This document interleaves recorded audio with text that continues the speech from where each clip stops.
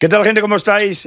Bueno, lo prometido es deuda. Decíamos que íbamos a hablar del sorteo de la Champions, que no íbamos a hacer el sorteo en directo, porque yo creo que ha dejado de tener interés y emoción, ¿no? A mí no me gusta. A mí no me gusta. A mí me gusta más lo de las bolas frías y las bolas calientes. A lo mejor porque así se podía manipular más el sorteo. Nada, nada, es broma. Pero bueno, me parecía que le daba más emoción, ¿no? Así, de esta forma, se le da bastante menos. Y ya sabéis que tampoco creo que la competición la mejora esta nueva Champions, pero no como a mí me gustaría. O sea, yo no acabo de entender que puedas jugar con el Inter en casa y después que no vayas a jugar fuera.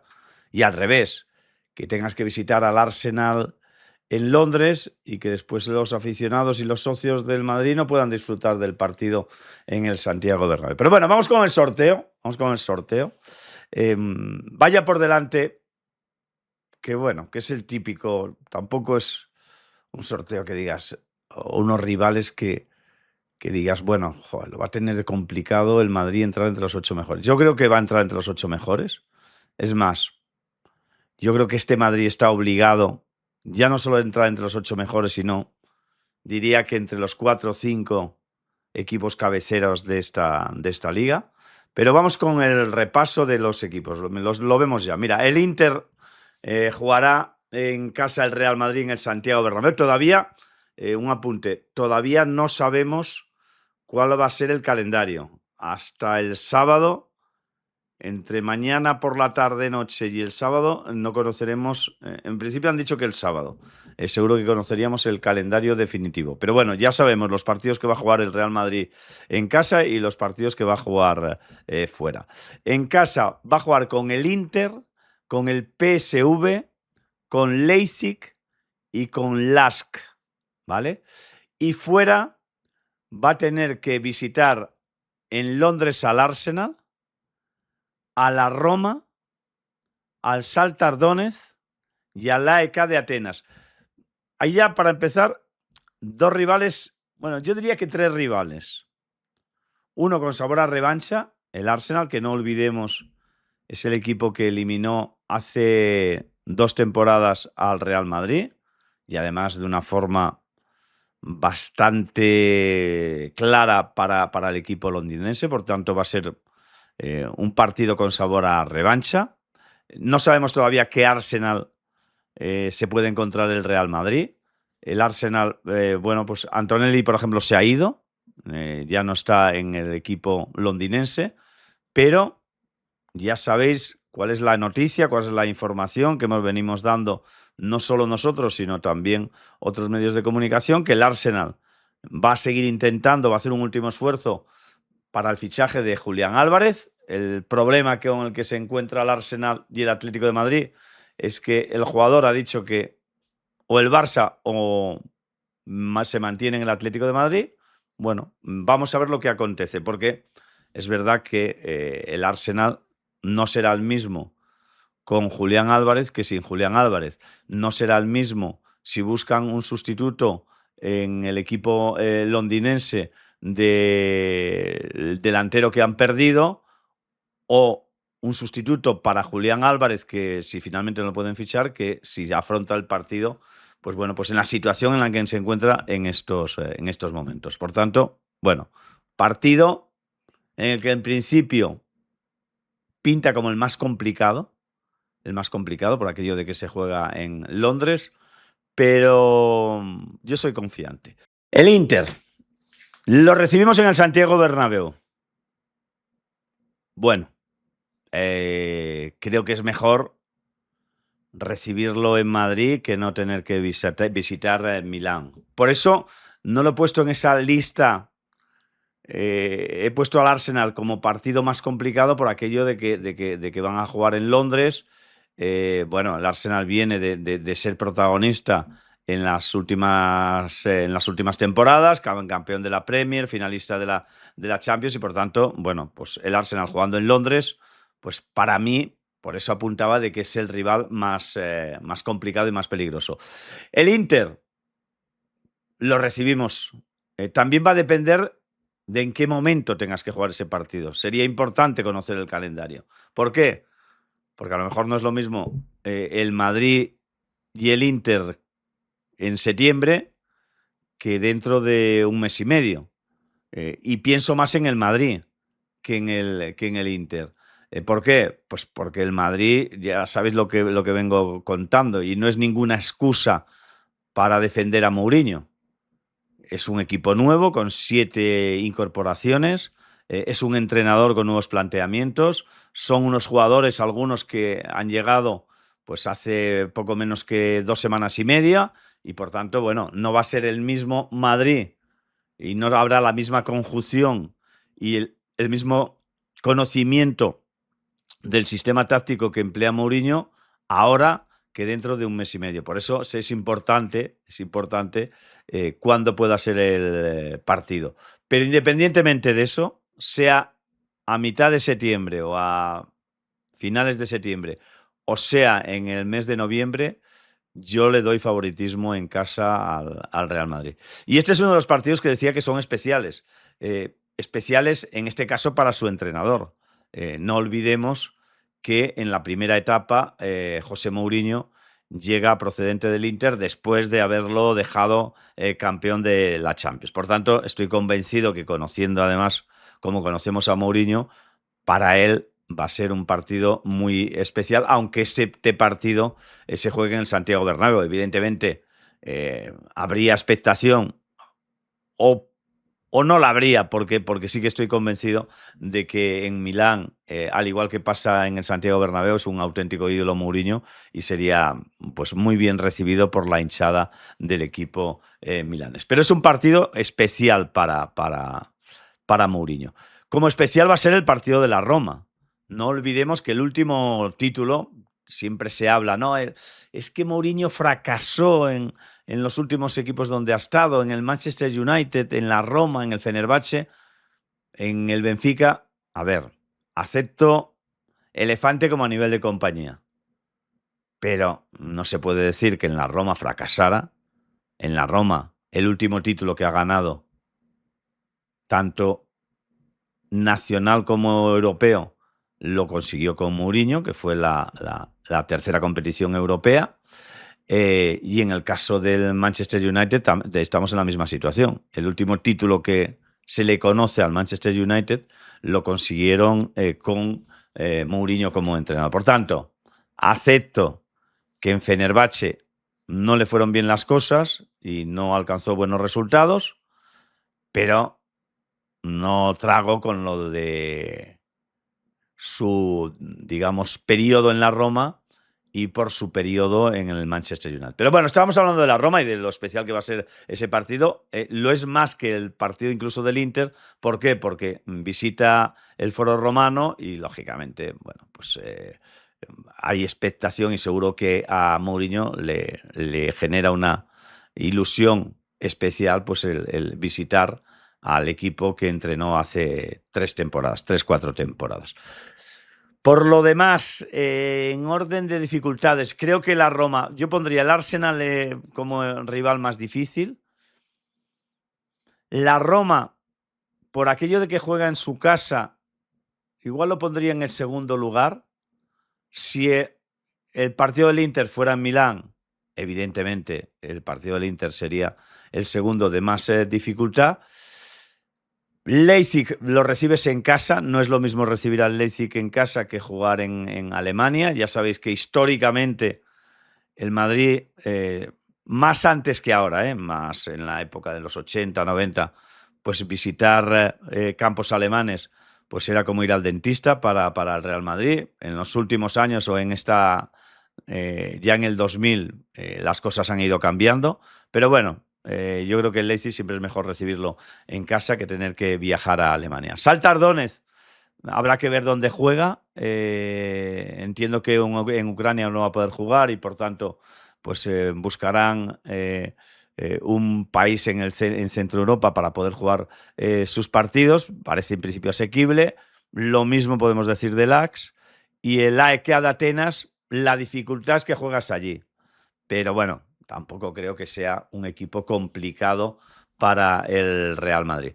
El PSV, digo lo mismo que puedo decir del LASK, del Shakhtar Donetsk, del AEK de Atenas. PSV es un equipo venido a menos. Es verdad que el año pasado pues hizo una gran liga holandesa, pero si lo comparamos con el PSV de la vieja guardia de hace 15, 20, 30 años, pues evidentemente no es el equipo temible, que lo era hace unas cuantas temporadas. Podemos incluso hacer un porcentaje de puntos que puede conseguir el Real Madrid. Me escribía un buen amigo, muy aficionado al Real Madrid, que él veía claro que entre 20 y 22 puntos se podían conseguir. Para mí, le pondría 3 puntos en el partido con el Inter de Milán. Arsenal, voy a poner un empate. PSV en casa, 3 puntos. Roma fuera, 1 punto. Leipzig, 3 puntos. Shakhtar Donetsk, 3 puntos. LASK, 3 puntos. Y AEK de Atenas. Venga, voy a ser así como un poco optimista. Yo, así a bote pronto le daría 3 puntos, pero vamos a ponerle 1 punto. No sé con cuántos nos quedaríamos. 18.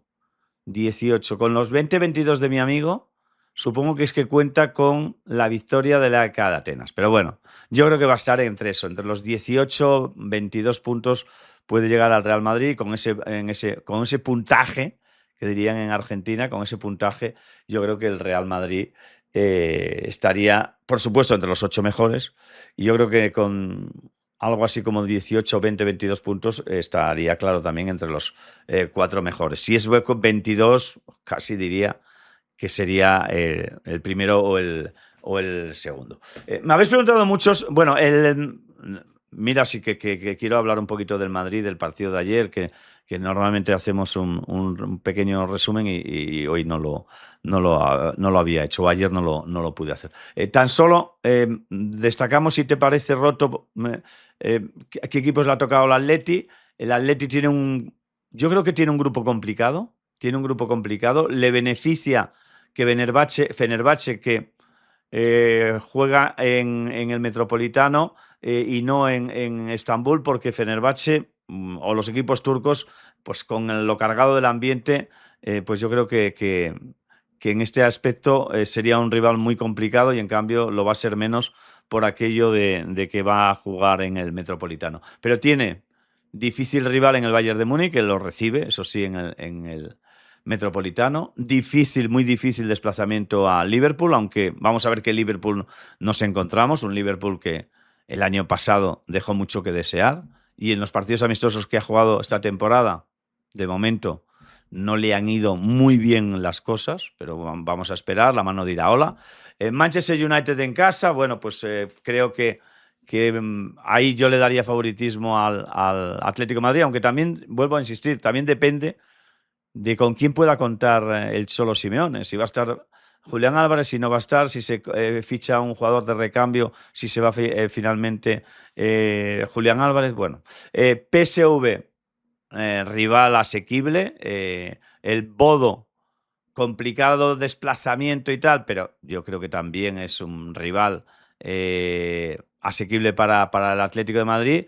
Viking lo recibes en casa, y Stuttgart en Alemania, pero tampoco es de los equipos más complicados de Alemania. Mejor Stuttgart para mí que Leipzig.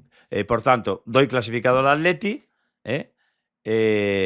Ahora hablo del Madrid, no os vayáis. Y el Barcelona, Manchester City, París Saint-Germain, Aston Villa, Sporting de Portugal, Feyenoord, Galatasaray, Como y Sada. Yo creo que es un grupo bastante asequible para el Barça.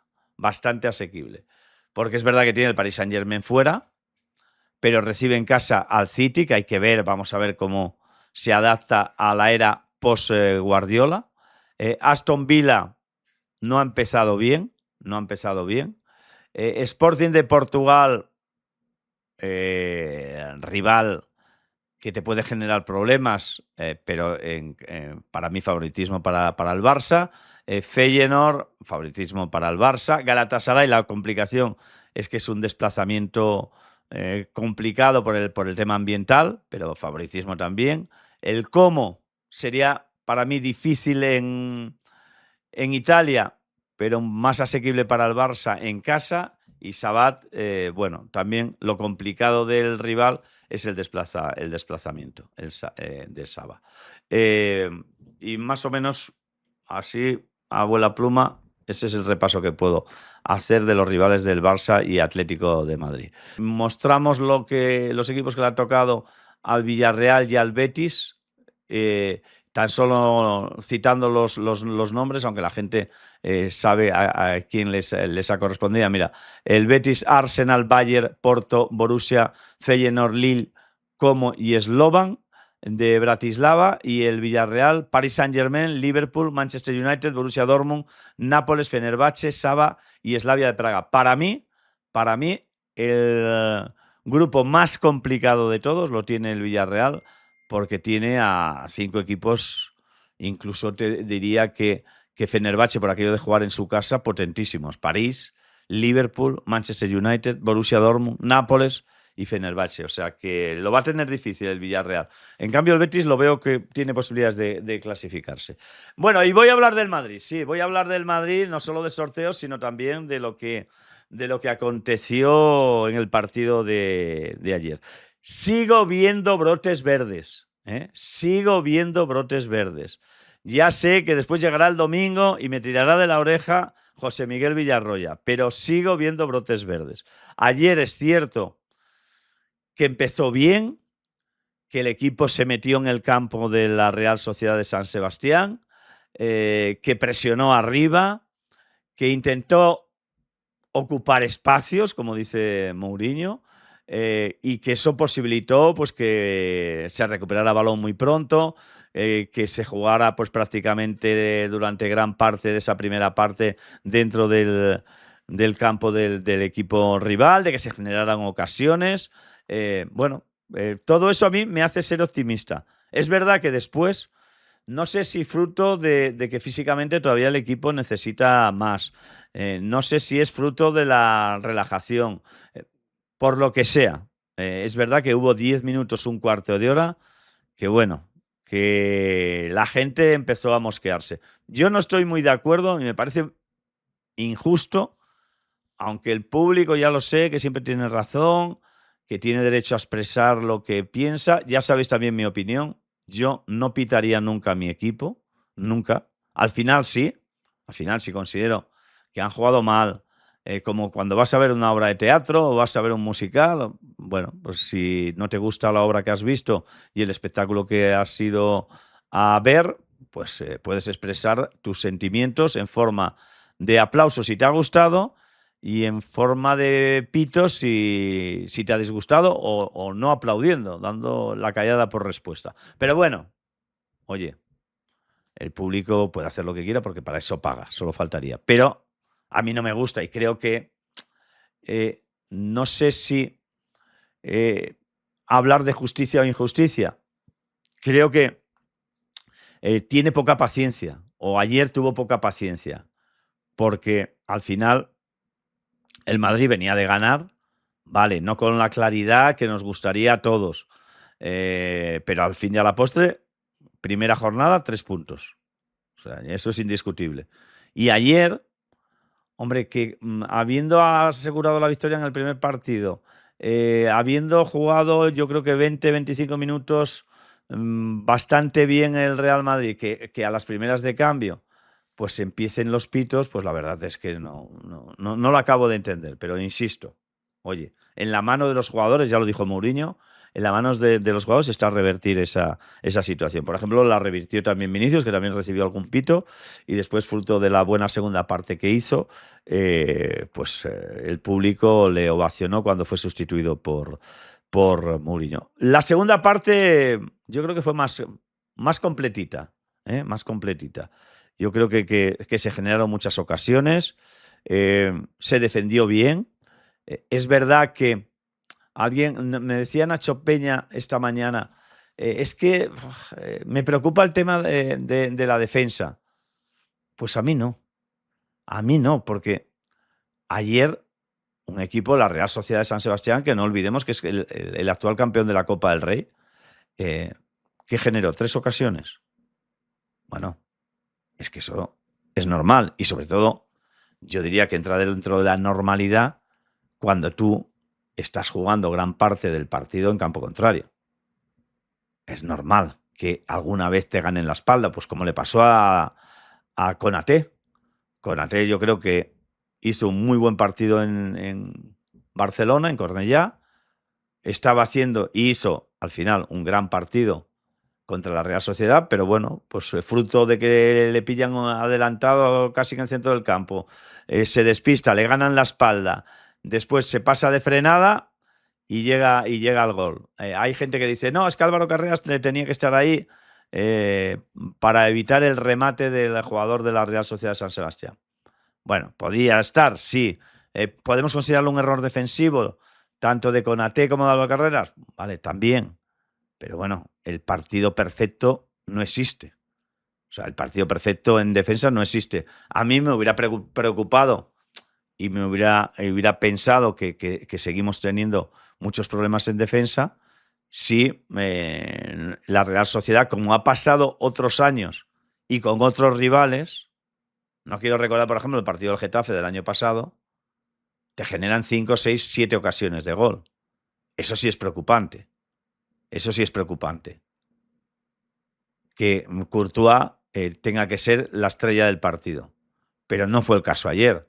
Sí, que intervino en un par de ocasiones, bueno, pues que para eso está el portero, pero a mí no me dio sensación de que el equipo defensivamente fuera un equipo que preocupe.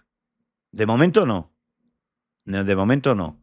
Y creo que está logrando algo importante Mourinho, que es recuperar a un Hausen que, por una cosa o por otra, había ido perdiendo confianza y no se parecía en nada al chaval que fichó el Real Madrid el año pasado por el mes de mayo. Y creo que lo está consiguiendo. ¿Por qué creo que es importante? Porque Hausen tiene muy buena salida de balón. Y este Madrid necesita un jugador como él para que tenga esa salida de balón. Y por eso creo que uno de los brotes verdes que ya empiezo a ver es, primero, que Konaté, vamos a tocar madera, se parece más al de hace 2 temporadas que al de la pasada temporada en el Arsenal. Recordemos que hace 2 temporadas fue nombrado mejor defensa de la Premier y el año pasado, en cambio, pues su participación y sus actuaciones dejaron mucho que desear y la prueba la tuvimos también con la selección de Francia, que prácticamente pasó de ser titular hace 2 años en la selección francesa a ser en el Mundial el cuarto y porque no había el quinto central en las filas de la selección francesa. Por tanto, bueno, yo creo que a mí la defensa no me preocupa. A mí la defensa no me preocupa. Dumfries, yo creo que habrá partidos para Arnold y habrá partidos para Dumfries. En los que haya que remangarse más defensivamente va a jugar Dumfries. En los que haya menos exigencia ofensiva del rival, yo creo que va a jugar Arnold porque es un jugador que tiene un desplazamiento de balón y un toque de balón realmente extraordinario. Lo mismo puedo decir de Carreras. Creo que lo que ha buscado Mourinho es la meritocracia, premiar el buen trabajo que ha hecho en la pretemporada, premiar que llevaba desde mitad de julio trabajando con el resto del equipo, cosa que, por ejemplo, no pudo hacer Cucurella por aquello de que estuvo en el Mundial. Y creo que hubiera sido tremendamente injusto que a las primeras de cambio y de no mediar errores clamorosos de Álvaro Carreras, que no ha sido el caso, pues que se lo hubiera cargado. Creo que ha querido premiar y lo más importante, yo creo que ha querido darle confianza a Álvaro Carreras para que siga trabajando como está trabajando en las últimas semanas. en en un fútbol como el de ahora, más que nunca vas a necesitar a 20, 21, 22 jugadores. Pero 20, 21, 22 jugadores que estén con las orejas tiesas. O sea, 20, 21, 22 jugadores que cuando salgan para ayudar y para solucionar problemas que pueda tener el equipo. Y creo que es muy importante, pues por ejemplo, en el lateral izquierdo, tener a Cucurella de titular, pero también tener a Carreras para, en momentos que sea necesario, para darle descanso también a Cucurella, pues esté preparado Álvaro Carreras y pueda rendir al nivel que está rindiendo en estos comienzos de temporada.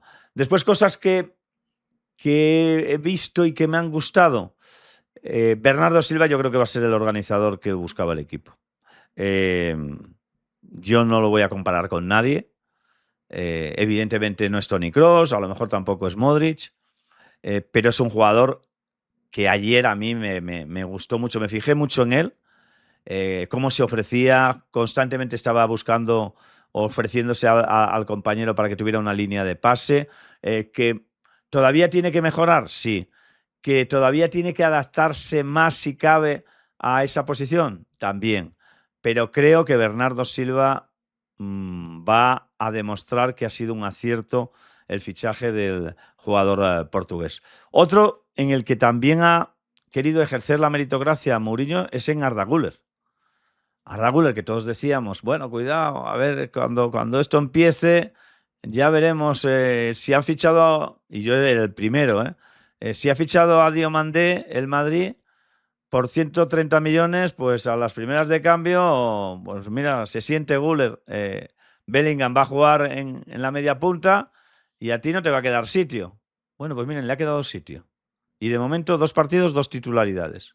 Vamos a ver qué pasa el domingo. Pero yo lo vengo diciendo desde hace tiempo. Creo que Arda Güler va a ser el jugador número 12 del Real Madrid. A lo mejor lo tiene que combinar con Valverde. Que Valverde, cuando todos pensábamos que el que iba a doblar la posición, incluso para jugar en el mismo, al lado suyo, iba a ser Rodri. Rodri al final ha acabado en el Barça. Cuidado que todo apunta a que Valverde va a ser el jugador que doble a Tchouaméni. Que habrá partidos en los que juegue Valverde de titular y habrá partidos en los que juegue Tchouaméni. Yo soy de los que creo que en los partidos importantísimos, es decir, el día del Barça, en la Liga, el día del Barça, el día del Atlético de Madrid, bueno, algún desplazamiento complicado en la Liga Española. Yo creo que en esos partidos va a jugar Tchouaméni. Me da la sensación. Y en la Champions, cuando tienes rivales que tienen ofensivamente mucho poderío, yo creo que ahí va a jugar Tchouaméni. Pero le veo también salida a Valverde, fíjate. O sea, yo que decía que cuidado, sobre todo también pensando en Rodri, si hubiera fichado a Rodri. Yo decía, joder, cuidado, que yo creo que Valverde no va a aguantar en esta situación porque va a ser el jugador número 13, 14, 15. Bueno, pues a lo mejor no es el titular indiscutible, pero sí es el jugador 12 o 13 como lo puede ser Arda Güler. Yo creo que ahí va a encontrar más, y lo ha encontrado, más el Valverde del sustituto de Tchouaméni que en Camavinga. Camavinga, que de no cambiar mucho las cosas va a seguir esta temporada, por lo menos hasta el mes de enero. Camavinga, que me llega que le gusta mucho a Mourinho. La verdad es que en lo poco que ha jugado en la Liga, en estos 2 partidos, la pata no la ha metido. Y eso ya es mucho. Yo creo que puede ser ese jugador que cuando lo necesite el equipo revolucione un poquito el juego de los madridistas. Entonces, vamos a esperar. Y después, Vinicius empezó mal en el partido de ayer, empezó mal, recordando un poco al Vinicius del partido de Cornellá, al Vinicius de la pasada temporada, al Vinicius de hace 2 años.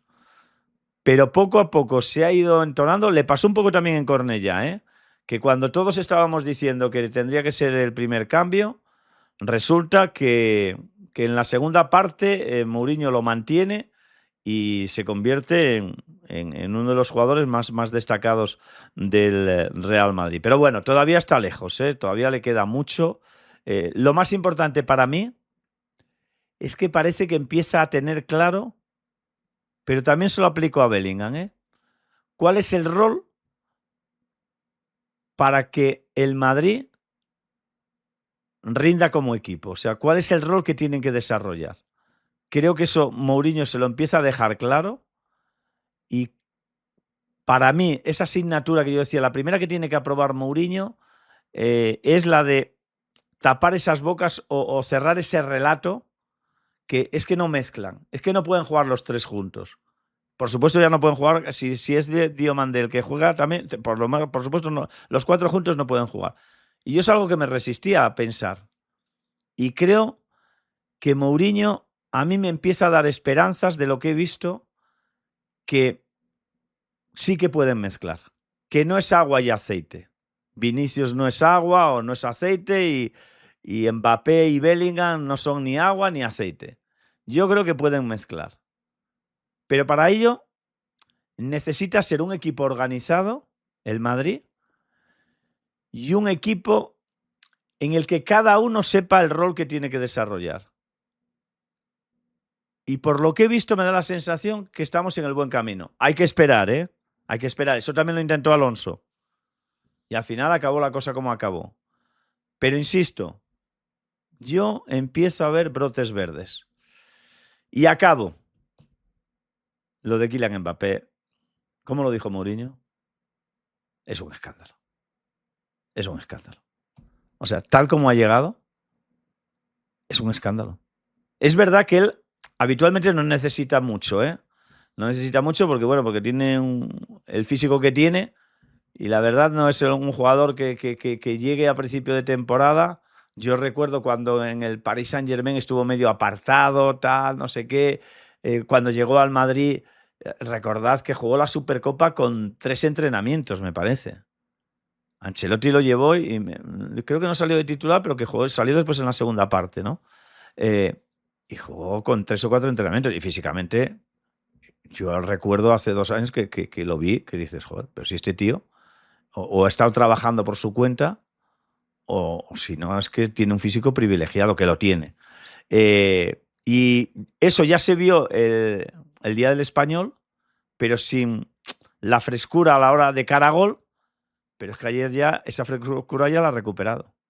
Alguien me decía, oye, ¿y si Mbappé ha querido incorporarse antes porque piensa que tiene que empezar al 100% porque todavía tiene esperanzas de ganar el Balón de Oro? Hombre, lo tiene difícil, lo tiene complicado. Pero claro, si de aquí a que si se cierren las votaciones, que me parece que es a mitad de septiembre, Mbappé va a hat-trick por partido, igual a alguno le hace cambiar su opinión. Sobre todo en un año en el que el tema del Balón de Oro está como muy abierto, ¿no? Hombre, para mí yo creo que lo justo es que lo gane un jugador español y que ese jugador español sea Rodri. Pero cuidadito, ¿eh? Cuidadito porque tal y como ha empezado la temporada, cualquier cosa puede pasar. Por cierto, lo he dicho en los pronósticos esta mañana con Gigi y lo vuelvo a repetir. Cuidado con este Madrid, que a mí no me extrañaría, no solo no me extrañaría, es que soy casi de los convencidos, que si no bate el récord de 121 goles de hace 14 años, va a estar muy cerca. Ahí lo dejo.